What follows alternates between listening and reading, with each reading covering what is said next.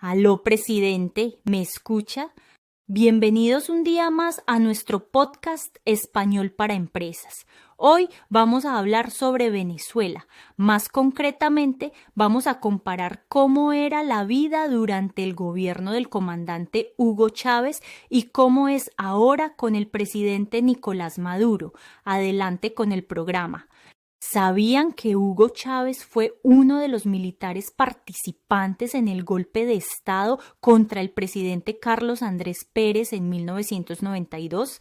Por esa acción, él fue a la cárcel, pero como durante la década de los 90 el país tenía elevados índices de pobreza, corrupción e inflación, más un gran aumento de los precios y del narcotráfico, en 1998 Chávez se presentó con un programa revolucionario a las elecciones presidenciales venezolanas y ganó.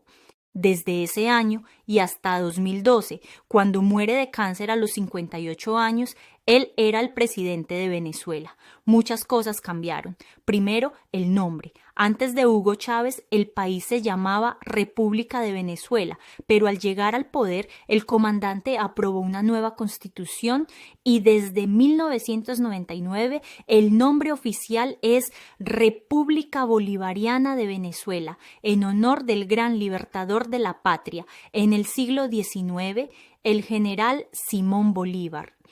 Las ideas políticas de Chávez eran socialistas, pues su gran inspiración, además de Simón Bolívar, era el presidente y comandante de Cuba, Fidel Castro.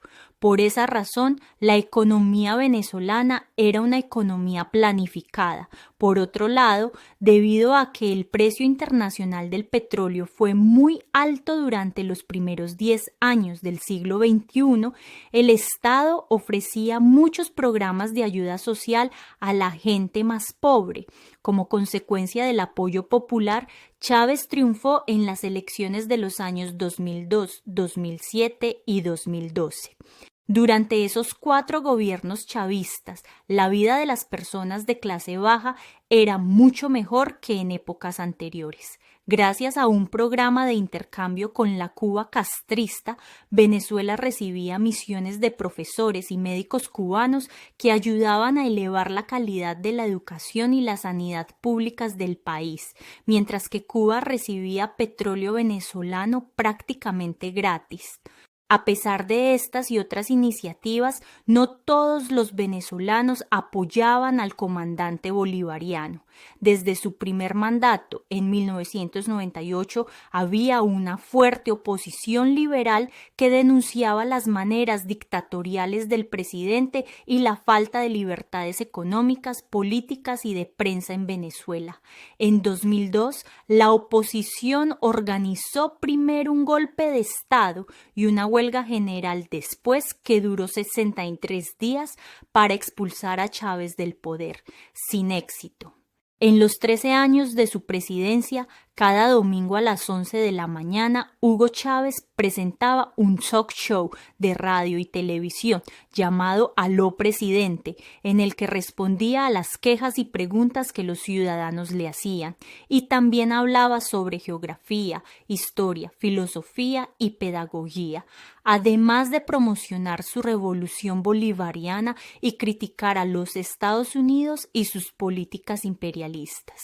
A veces, mientras se retransmitía el programa, anunciaba paquetes de asistencia económica y otros beneficios sociales para la población, e incluso interrogaba a ministros de su gobierno o tomaba decisiones militares en directo.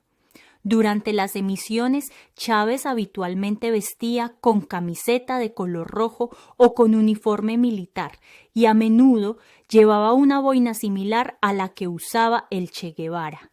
Una encuesta de 2009 indicaba que un 61% de los venezolanos escuchaba o veía regularmente el show.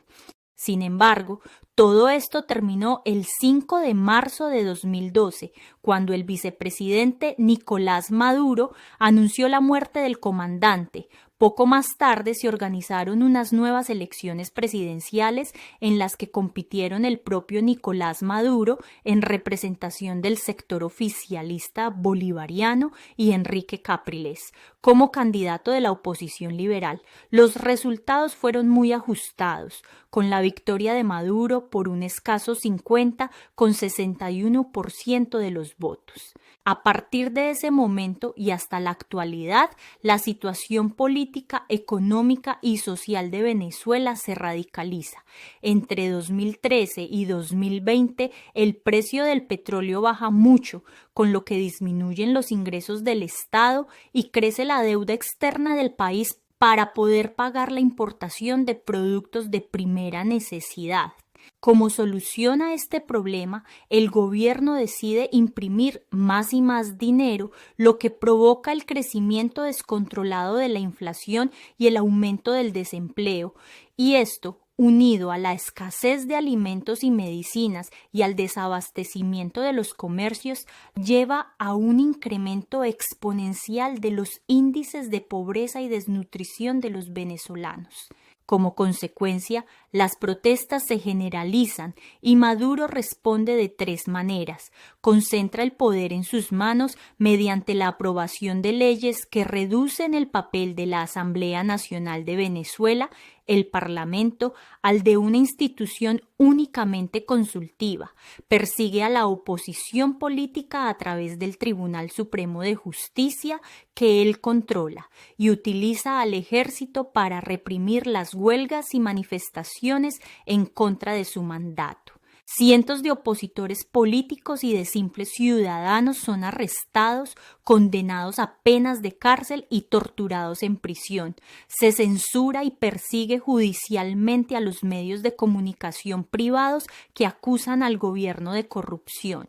El resultado de todo lo dicho previamente es un éxodo masivo de venezolanos. Primero salen los que poseen más dinero, que viajan en avión a países como Estados Unidos y España. Después se van al exilio en coche, autobús o a pie los que tienen menos recursos económicos. 900.000 a Colombia, 600.000 a Ecuador, 500.000 a Perú, 150.000 a Chile y 100.000 a Brasil y Argentina. En muchos de esos países, los emigrantes de Venezuela sufren explotación laboral y xenofobia, además de ser víctimas de las mafias de tráfico de personas. Se calcula que 2,5 millones de venezolanos han huido al extranjero en los últimos 10 años, lo que supone un 10% de la población total del país. Una tragedia completa. Desde el inicio de la pandemia de coronavirus, en marzo de 2020, el precio del petróleo ha vuelto a subir y gracias a ello, la economía de Venezuela está creciendo de nuevo. Además, gobierno y oposición han iniciado un proceso de diálogo político para negociar las condiciones de las próximas elecciones presidenciales, que van a ser en 2024. Solo el futuro confirmará si dentro de 2 años los ciudadanos venezolanos podrán decir: «Aló, presidente, ¿me escucha?».